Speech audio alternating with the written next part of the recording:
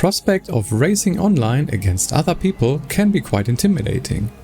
But I think a lot of that is not knowing what to expect. So today I want to give you a comprehensive overview of what the featured multiplayer in Forza Motorsport is all about. I will tell you exactly how it is structured and how a single race event works in detail. After that, I will also give you some ideas of what you can do to prepare in single player before you even set foot in an online race for the first time. When you enter the featured multiplayer section for the first time, you will get gifted a car to start your journey. This will be the Spec Honda number 73 Civic, a touring car, which will be the car you drive for your first races in the so-called Qualifier Series.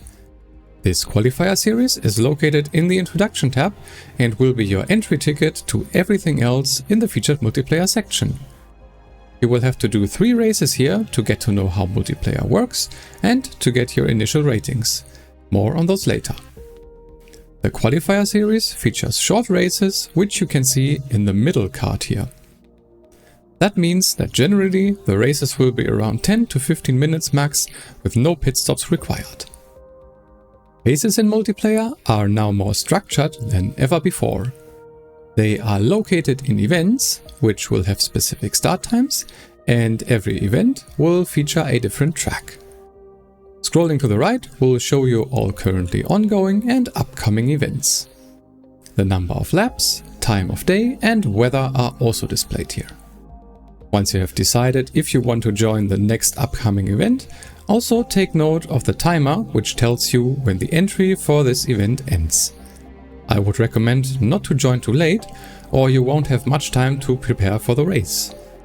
While the entry timer is still going, and for 5 minutes afterwards, there will be an open practice session, which anyone joining in the event can participate in. So if you see the timer almost at 0, be aware that you will only have about 5 minutes left before the start of the race. Why is this important? Because of how open practice and qualifying works.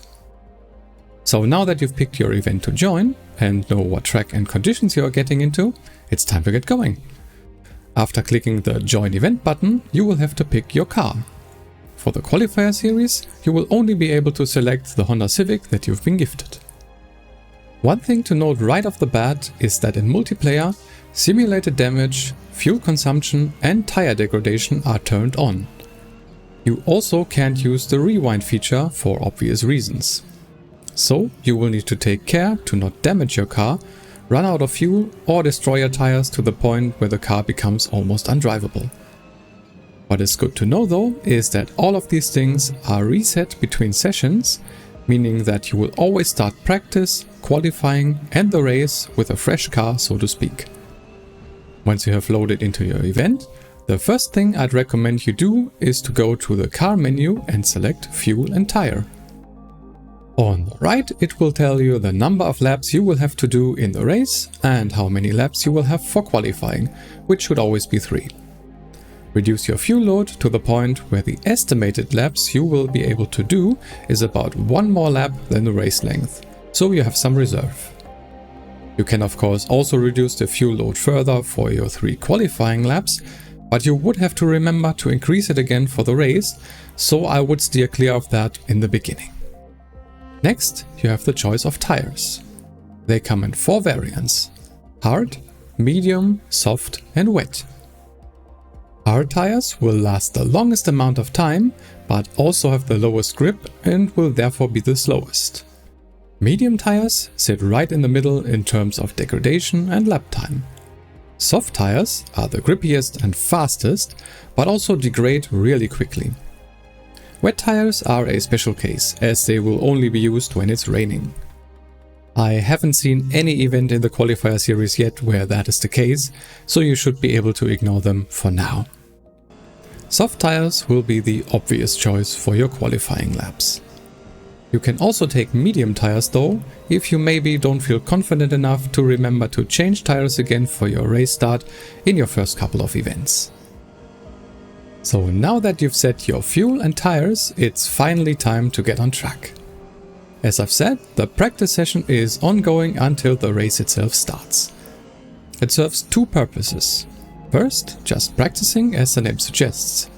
But second, also getting your 3 qualifying laps in and setting a decent time for your position on the grid at the race start. You can do your qualifying laps at any point during the practice session, but must have done so before the practice timer hits 0. If there is still plenty of time left, I would recommend just heading out on track for a few laps first by going to race and then selecting practice. Get to know the car and track and just drive for a bit. Be careful though, as there are up to 23 other players on track with you. It's good etiquette to leave each other plenty of space here. Once you are comfortable or the timer ticks down to about 6 to 7 minutes, you should get to your qualifying laps. Press your menu button, which you can do at any time on the track as the game ghosts your car so no one can collide with you. In the menu, select Qualifying. You will be sent out on a flying lap starting shortly before the start-finish line. Once you cross that, your first qualifying lap will start. Try to set as good a time as possible while staying within the track limits. Crossing the track limits will invalidate your lap and it will not count towards your qualifying times. If you mess up a lap, that's not the end of the world, and you don't have to drive it to the end either. You can make use of the new Skip Lap feature by heading to the menu and selecting the item by that name. This will put you on a new flying lap, but one of your 3 available qualifying attempts will be gone. Don't worry about other cars while qualifying, as they will be ghosted, so no collisions with other drivers here. Once you are done with your 3 laps, the best valid time will be used to set your position on the grid for the race, which should now start fairly soon. If there's still some time left, you can still get back to practice if you want to. Once the timer runs out, you will hit a short loading screen. Before the race starts, there is a 1-minute period for you to do some last-minute adjustments to tires and fuel load. If you haven't done so already, remember to take enough fuel and switch to the medium tire compound. The soft tires will very likely not last the whole race, or at least become very undrivable at the end, which is not worth the risk for your first few races. And then you're off to the races, so to speak. From here, it's basically like a normal race against the AI, just with actual players. So keep in mind that they might brake earlier than you expect, especially in the first couple of corners. They also might dive you, so brake later than you and appear beside you for a corner. You should have the proximity arrows enabled, so you know if you need to take care because there is someone to your right or your left that you can't see. If you don't know how to enable these, I will show you later. Other than that, just drive as cleanly as possible. Don't go for unnecessary risks and stay within the track limits to the best of your ability. All off-tracks and collisions will be judged by the Forza race regulations and might incur a penalty. They also might affect your safety rating, which is quite important if you want to participate in clean races. Since there is not much else to say about the race itself, let's now talk about these ratings.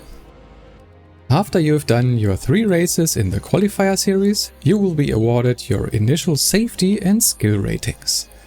The safety rating represents how fair and clean you drive, while the skill rating represents how fast you are compared to your competitors. The matchmaking will try to put you in a lobby with players of similar safety and skill rating for future events. Speaking of those events, you will now have some more different races to choose from. The Spec series is limited to certain types of cars with an applied balance of performance, or BOP, to keep the different cars of a type competitive, so no upgrading your cars here. You can continue with the touring cars or hop into GT cars at any time, as those events will always be there. At least one more Spec series will also be available at any time, which will rotate on a weekly basis. Then there is the Open series, which features one series for a specific PI class per week. So you can bring any car and upgrade it as long as it stays within that given PI class. The Spotlight series also rotates every week and, as the name suggests, puts the spotlight on a specific featured car. Be careful though, as you may not have the best experience here if you have not driven the car in single player before. I have made a video on the weird design decisions for this series in another video, which I'll link in the card above if you're interested. Those are all the events in the featured multiplayer. Be careful to take note of the different race length for each series though, as some are longer here than in the Qualifier Series. Even in the medium length races, you may have to pit for fresh tires, depending on how long the race actually is and which tires you took at the start. Weather may also be more varied, so be on the lookout for rain, and don't forget your wet tires. If you still feel kind of apprehensive about jumping into multiplayer right away, there are a couple of things you can do in single player to prepare you a bit better. First, go into the menu for the featured multiplayer at least once to get your free Honda Civic touring car. You can then set up an event in free play and use this car there in AI races. If you use the quick event setup for free play, remember to change the difficulty settings before heading into the race, so you can set the racing rule set to expert rules.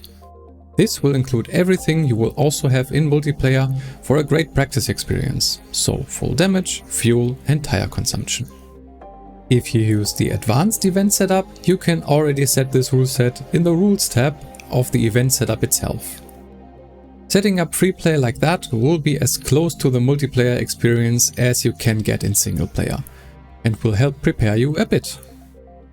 You can also practice pitting for fresh tires and fuel in these races to get used to how the menus work for pitting before having to do that in multiplayer. One thing I would recommend enabling for racing is what I've mentioned before, the proximity arrows, which show you when cars are close. You can find that option under Gameplay and HUD, and I would recommend enabling that and the mini leaderboard for single player as well. You could also do races in the private multiplayer as preparation, which I won't cover here because it would go beyond the scope of this video. But I hope you are now less intimidated by the multiplayer of Forza Motorsport. Knowing is half the battle, and once you have the first few races under your belt, it will feel quite normal to jump into a race with strangers on the internet. Just remember that not every race will be perfect, and that's okay. Races can be unpredictable with crashes and incidents, both caused by you and others. It happens, that's just racing. Don't be stressed about it. The key is to learn from each race and approach the next one with a positive mindset. If this was in any way helpful to you, I would massively appreciate it if you could subscribe to the channel. I will be doing more beginner focused and also more advanced content for Forza Motorsport in the future. If you want to see something specific, let me know in the comments. But that is all I have for you today. I've been HD Racing. Thanks for watching.